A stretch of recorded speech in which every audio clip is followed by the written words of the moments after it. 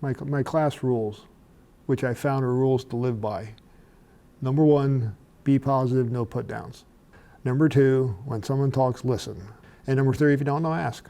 After over 34 years of teaching, Mr. Stump is retiring at the end of the first semester. He decided to get into education after getting some advice while serving in the Coast Guard. When I was serving in the military, I had the experience of doing some training, and some folks were telling me that I was kind of effective and good at that. So I thought I enjoyed, biology and living things, and so maybe becoming a science biology teacher wouldn't be a bad idea.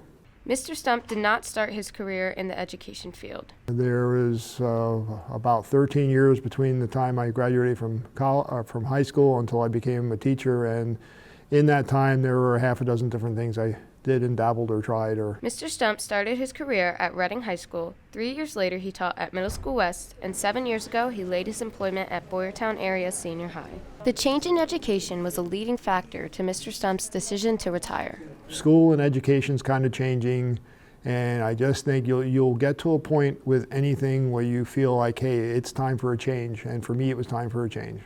Mr. Stump does not yet have any major plans for retirement. First thing on the agenda is relax, and second thing on the agenda is to start working on the honey-do list that my wife has created.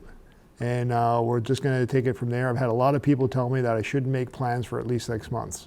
Mr. Stump leaves students with this advice. For students, do as many things here at BASH as you can. Get as many experiences, try as many things. It doesn't matter if you like it or not, it doesn't matter if you're good at it or not. But you never know what clicks, you never know what works. And there's a lot of opportunity here. The more you can do here at BASH, the more opportunities you're going to have after you get out of here, and the better life will go for you. We'd like to thank Mr. Stump for over 34 years of service to education, and we wish him the best of luck. Reporting for BASH TV News, this is Gabi Taylor.